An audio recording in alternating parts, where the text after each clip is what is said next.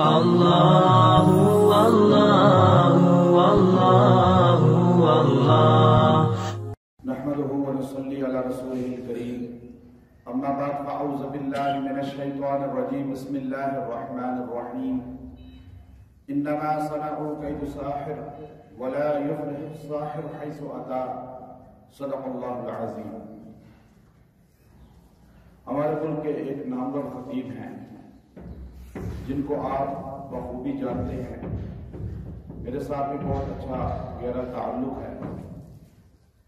تھوڑا عرصہ پہلے انہوں نے ایک بیان سوشل میڈیا پر انٹرنیٹ پہ بھیجا جس میں انہوں نے دلائل کے ساتھ یہ ثابت کرنے کی کوشش کی کہ قرآن پاک سے بھی جادو کیا جاتا ہے، جس سے عوام کے اندر، مرد اور خواتین کے اندر ایک عجیب سی کیفیت پیدا ہو گئی، پریشانی کی کیفیت پوری دنیا کے اندر. کیونکہ آج تک کسی نے نہیں سنا تھا کہ قرآن سے جادو کیا جاتا ہے. سب نے یہی سنا تھا کہ قرآن سے جادو کا علاج کیا جاتا ہے. لیکن یہ بات انہوں نے جو کہ پبلک میں کہی، پھر اس کی تشہیر پوری دنیا میں ہو گئی، تو بہت اس چیز کو اضطراب کی کیفیت میں عوام مبتلا ہو گئی. بہت سے علماء نے، اکابرین نے مجھے حکمت کہا کہ آپ اس پر گفتگو ضرور کریں، کیونکہ دنیا کا اصول ہے لکل فن رجال، ہر شعبے میں اس کا ماہر ہی بات کر سکتا ہے. اب چونکہ میری الحمدللہ اس گفتگو سے پہلے عرب کے عجم کے بے شمار اکابرین علماء سے بات چیت ہوئی، ان سے ڈکٹیشن لی. الحمدللہ یہ بات عیاں ہو گئی کہ جمہور اہل سنت کا، اکابرین امت کا یہی عقیدہ ہے کہ قرآن سے جادو کا صرف علاج ہوتا ہے، جادو نہیں کیا جاتا. کیونکہ یہ چیز اتنی پریشانی کا باعث بنی ہے. کچھ فیملیز نے مجھ سے اظہار بھی کیا کہ بہو بیٹھی قرآن پڑھ رہی ہے تو ساس نے کہا بھائی یہ تو جادو کر رہی ہے مجھ پہ. اب گھروں میں جھگڑے شروع ہو گئے اس بات کی وجہ سے. پہلے تو یہ باتیں عام ہوتی تھیں لیکن اس کی دلیل کوئی نہیں دے سکتا تھا کہ قرآن سے جادو ہوتا ہے. اب تو کہتے ہیں فلاں حضرت نے، بہت بڑے مفتی صاحب ہیں، انہوں نے کہا ہے کہ قرآن سے جادو ہوتا ہے. تو بہن بہن کو کہہ رہی ہے تم مجھ پہ جادو کر رہی ہو جو بار بار سورہ مزمل پڑھ رہی ہو. ساس بہو سے کہہ رہی ہے کہ تم جو ہر وقت قرآن لے کے بیٹھی رہتی ہو تم مجھ پہ جادو کر رہی ہو، میرے بیٹے پہ جادو کر رہی ہو. یہ چیز ایسی شروع ہو چکی ہے اور یہ دروازہ کھل گیا ہے. اب یہ بات جو عام انسان جس کو قرآن و سنت سے آشنائی نہیں ہے، اس کے وہم و گمان میں جو نہیں تھی وہ ڈال دی گئی. دیکھیے کچھ چیزیں تفردات ہوتی ہیں، تفردات ہوتی ہیں انسان کی. علماء کی اپنی تفردات ہوتے ہیں. وہ عالم اس بات کو ایسے سمجھتا ہے تو دوسرا جو جمہور امت ہے، جو اکثریت امت کا طبقہ ہے، وہ ایسے سمجھتا ہے. وہ اپنی ریسرچ کے مطابق اس بات کو اس طرح نہیں سمجھتا جیسے امت کے کثیر طبقہ سمجھ رہا ہوتا ہے. لیکن اس کا یہ مطلب نہیں ہے کہ وہ اپنے تفردات کو ممبر پہ بیان کرے، پبلک میں بیان کرے. وہ اپنے تفردات کو اپنی ذات تک رکھے تو اختلاف نہیں ہوگا، فتنہ نہیں ہوگا. کیونکہ امت کے اندر تفردات رہے ہیں، بہت سے اکابرین کے تفردات ہیں. ہر انسان کی اپنی رائے ہوتی ہے. میں آپ نکاح پڑھانے کہیں نہیں جاتا، میرا یہ تفردات ہے. میں کوئی مسجد میں آپ نے نکاح رجسٹرار نہیں لکھا دیکھا ہوگا، نہ مجھے نکاح کا نہ جنازوں کا، میں کہیں نہیں جاتا پڑھانے. مجھے کوئی آگے کہے جی نکاح 10 لاکھ روپے بھی دے، میں نہیں جاؤں گا. میں نے اپنے آپ کو نکاح رجسٹرار بھی نہیں بنایا. اب میرا یہ اپنا تفردات ہے کہ میں نکاح پڑھانے گھروں میں جانا، شادی حالوں میں جانا اچھا نہیں سمجھتا، بہت غلط سمجھتا ہوں اس کو. کیونکہ دنیا میں صرف مسلمان ہیں جن کا نکاح شادی حالوں میں ہوتا ہے اور مختلف جگہوں پہ ہوتا ہے. باقی سارے مذاہب، چاہے وہ مسلمانوں کے اندر مختلف فرقے ہیں یا دنیا کا عیسائی یہودی مذہب ہندو ہو، وہ اپنا نکاح صرف عبادت خانے میں کرتے ہیں. تو میں نہیں سمجھتا اس کو اچھا، لیکن میں مسلط نہیں کرتا. کیوں کہ میرا وہ ذاتی تفرد ہے.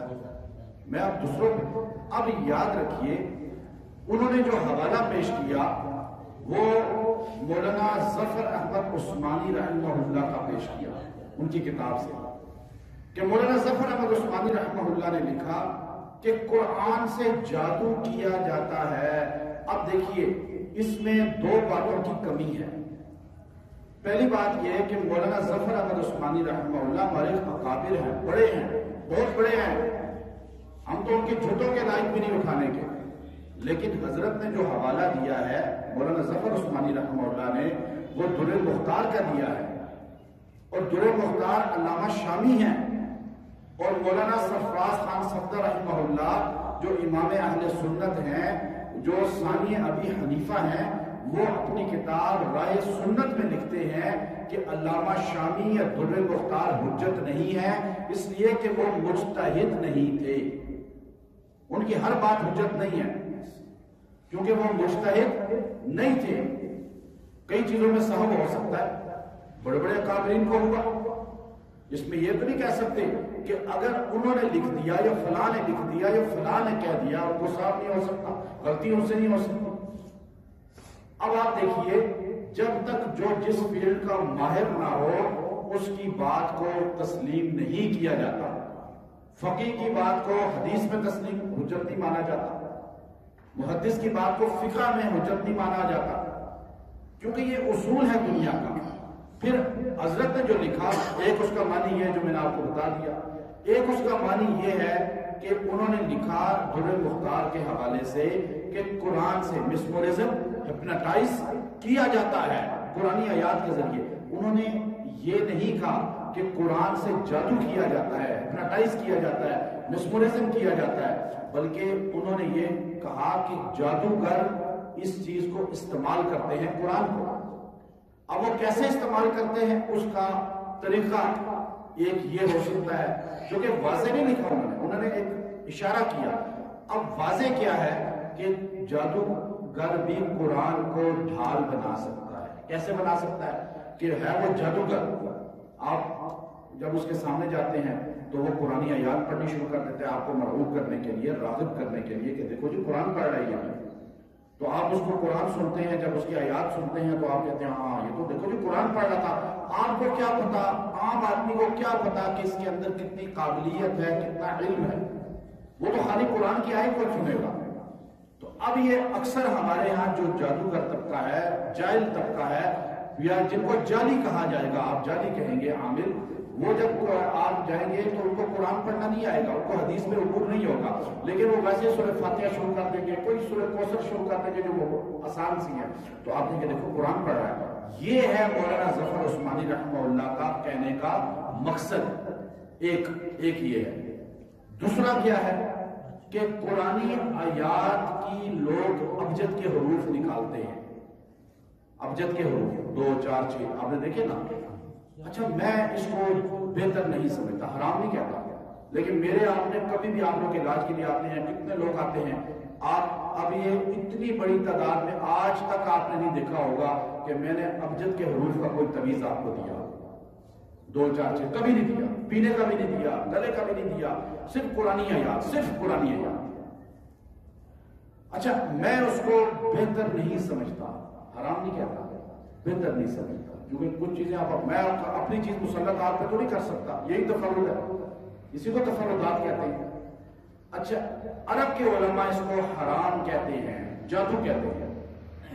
مولانا ظفر عثمانی رحمہ اللہ نے, چونکہ وہ عالمی سطح کے انسان تھے, عالم تھے, عرب کے سارے علماء جو تعویذ نقوش کے ساتھ لکھا جائے اس کو جادو کہتے ہیں. کیا کہتے ہیں؟ 2 4 6. اب دیکھیے ہمارے حضرت تھانوی رحمۃ اللہ علیہ نے, انور شاہ رحمۃ اللہ علیہ نے, اور ہمارے بڑے اکابرین نے, اور عصر حاضر کے بھی ہمارے جو علماء ہیں اکابر, وہ نقوش کے تعویذ لکھے ہیں کہ انہوں نے بڑی بڑی کتابیں بھری ہوئی ہیں. بڑے بڑے ابن عربی رحمۃ اللہ علیہ ان کی کتاب, علامہ دوبیری کی کتابیں ہیں, علامہ بنی رحمۃ اللہ کی کتابیں شمس المعارف ہے, اس طرح بڑی بڑی کتابیں ہیں, ابن قیم رحمۃ اللہ علیہ کی کتابیں ہیں. اب ہم کیا, اچھا اب نقوش آپ دیکھیے, ادھر عرب کے علماء کا تفردات ہے, وہ اس کو حرام کہتے ہیں, جادو کہتے ہیں. عجم کے ہمارے علماء نے وہ لکھے ہیں, تو کیا دونوں کے الگ الگ رائے ہے تو ہم اس کو امت پر مسلط کر دیں گے؟ اب جو مولانا ظفر عثمانی رحمہ اللہ نے فرمایا وہ نقوش کا لکھنا، لوگ قرآن سے اب لکھیں گے 786 بسم اللہ الرحمن الرحیم 92 محمد. اب آپ دیکھیے یہ قرآن سے نکالتے ہیں، ان کا نظریہ ہوتا ہے کہ ہم قرآن سے علاج کر رہے ہیں، نقش دے رہے ہیں. اکثر ہمارے یہاں نقش والا طبقہ بہت بڑا ہے، 99% نقش والا طبقہ ہے. ان کے پاس علم ہی نہیں ہے، جاہل ہے بالکل. بس وہ انہوں نے ابجد کے حروف چند سیکھے ہیں، وہ آپ کا نام پوچھیں گے، آپ اپنی والدہ کا نام وہ ان کو جمع کریں گے، آخر میں تقسیم کریں گے، آخر میں رزلٹ نکلے گا 6 7 8 11 تک کچھ بھی نکلے گا، وہ اس کے مطابق آپ کو بتا دیں گے. یہ آئیڈیا ہے، گیس ہے، یہ کوئی مضبوط علم نہیں ہے.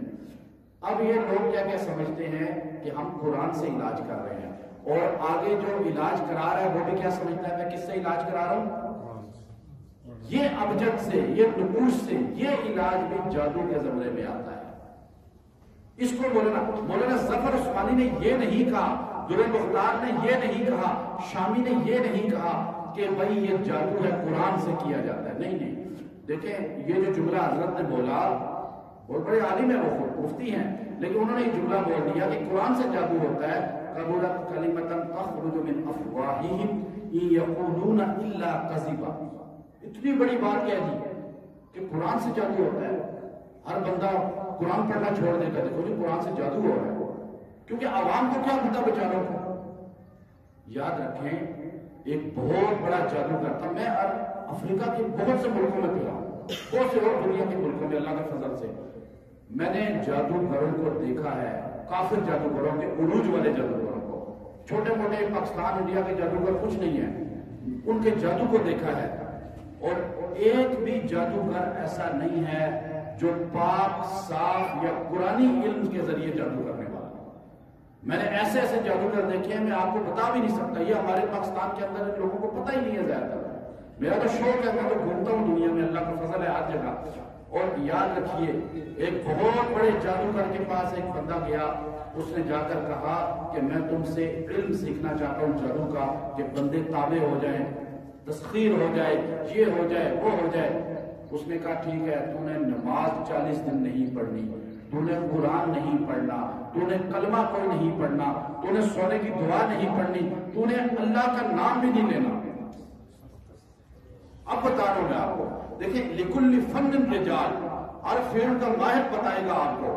میں حدیث کا ماہر نہیں ہوں، میں فقہ کا ماہر نہیں ہوں، میں اپنے آپ کو فن کا جو ہے کتابیں پڑھانے کا ماہر نہیں سمجھتا، کیونکہ میری وہ فیلڈ نہیں ہے. لیکن اللہ کے فضل سے عملیات کے اندر، وظائف کے اندر اللہ نے ہمیں بصیرت دی ہے، کیونکہ ہم نے اکابرین کے جوتے اٹھائے، سفر کیا ہے، سفر میں چیزیں ملتی ہیں. سفر کریں آپ کو بہت سی جگہوں پہ جائیں گے، آپ ہر طرح کا طبقہ دیکھیں گے.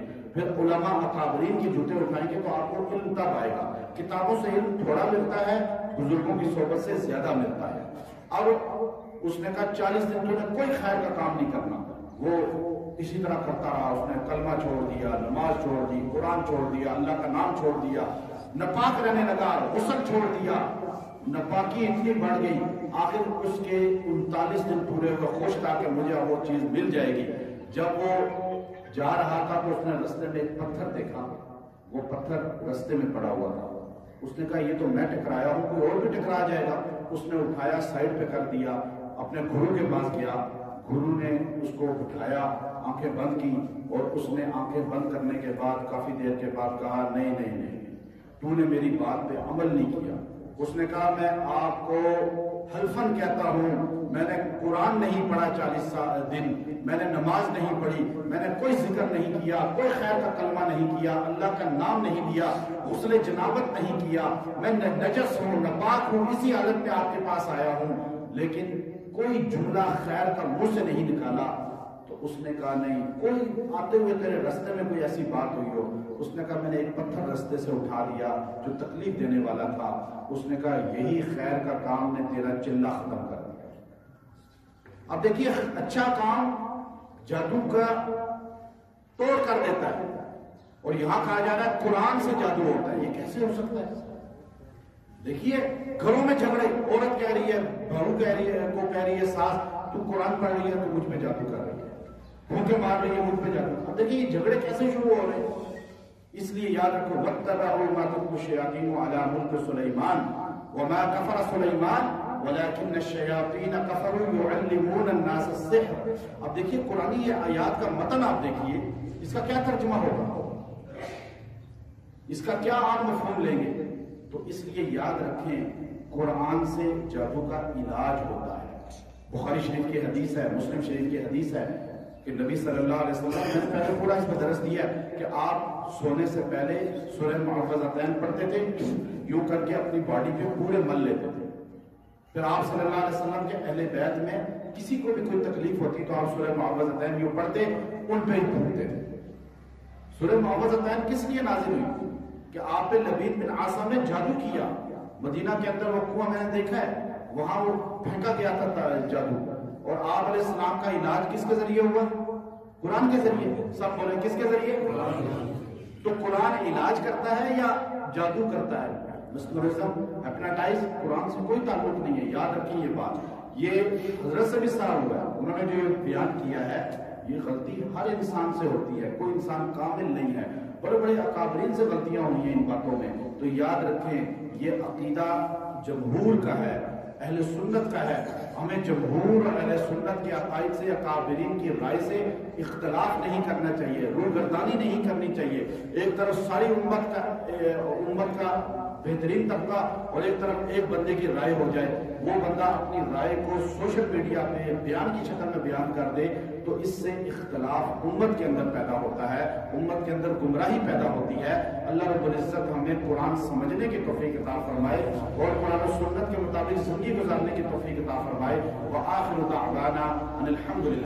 اللہ اللہ اللہ اللہ۔